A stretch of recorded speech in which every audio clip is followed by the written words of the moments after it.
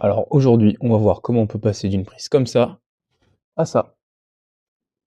Alors ce genre de prise, comme vous voyez, c'est pas une prise qui s'ouvre, c'est une prise où il faut déclipser les cosses qui sont à l'intérieur.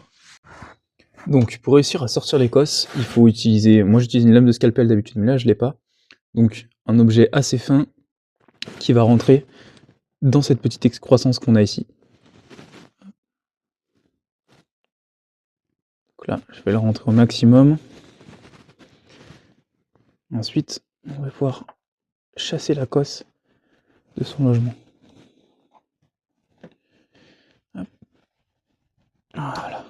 Et là, on a deux solutions. Soit la cosse, elle est en relativement bon état, comme ici, puisque la soudure qui est ici est mal faite, donc on va pouvoir la refaire avec un peu de longueur de câble proprement.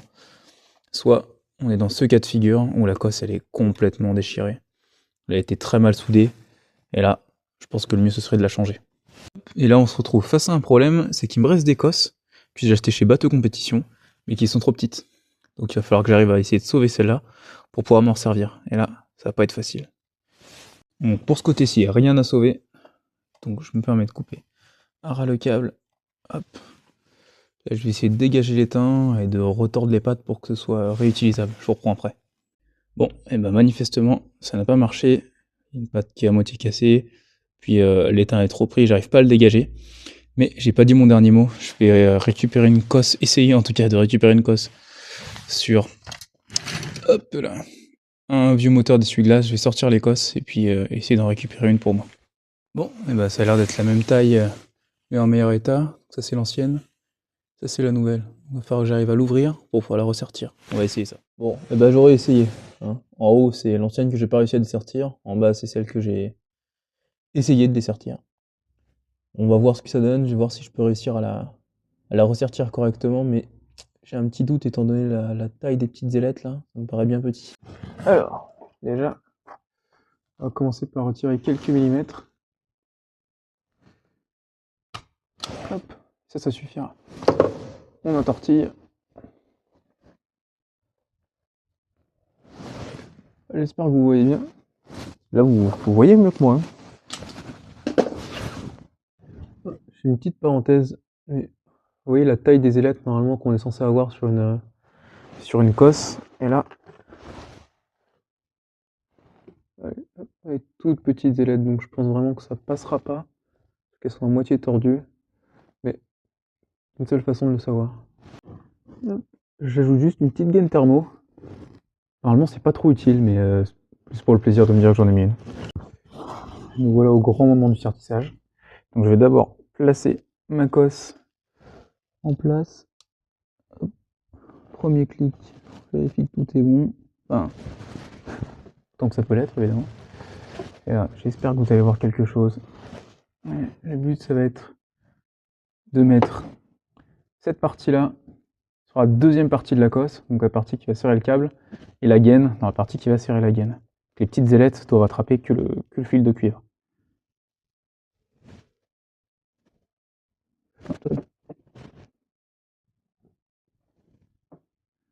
On est censé être bien. L'heure de vérité.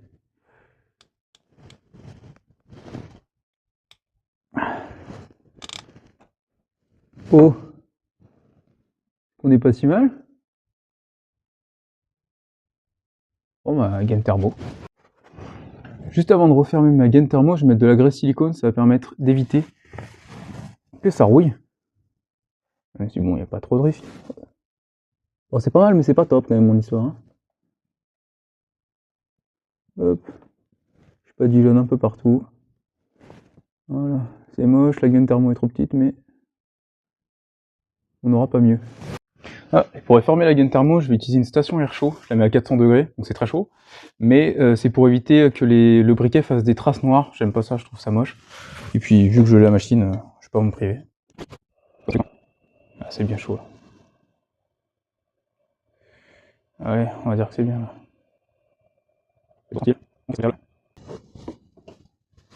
On retire juste l'excès de graisse.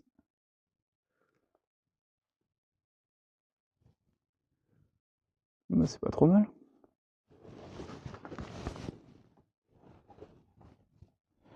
Bon, je vais m'occuper de celui-là aussi. Bon, Et bah c'est bon. Donc voilà le remontage. Donc la soudure c'est pas particulièrement bien passé, c'est pour ça que j'ai dû mettre une gaine thermo énorme et que là ça c'est une petite pointe. Mais bon, on va faire avec. Là, le petit bourrelet là, enfin pas un bourrelet mais le petite excroissance qu'il y a ici, elle va dans la petite excroissance qu'il y a ici. Donc normalement, si je suis ma logique, ça devrait être comme ça. Hop, il y a un petit clic, c'est impeccable. Et celui que j'ai rafistolé tant bien que mal. Hop, voilà, rentrer là-dedans. Bon, bah, ça clique pas, hein. Ça clique pas et ça sort tout seul. Ouais. C'est pas super, mais je pense que j'aurais pas mieux. Je vais devoir la remettre comme ça. Ah si, j'ai un petit clic, c'est bon. J'ai un petit clic, mais ça ressort quand même assez relativement facilement. J'essaie de l'écarter un peu quand même. Allez, encore un autre essai.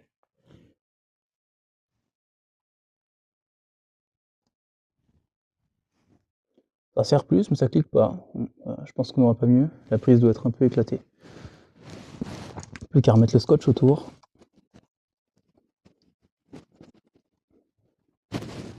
Et voilà. Bon, évidemment, vu que c'est le scotch d'origine, et qu'en plus la personne qui a repeint la voiture a pris soin de mettre de la peinture partout sur mon scotch, il faudrait le changer, prendre un truc qui colle, ne serait-ce que pour le bout là. Mais j'en ai plus non plus, donc je vais laisser comme ça jusqu'à ce que je retrouve du vrai scotch. Et en attendant, on a une prise qui est 100% utilisable avec des bonnes connexions électriques.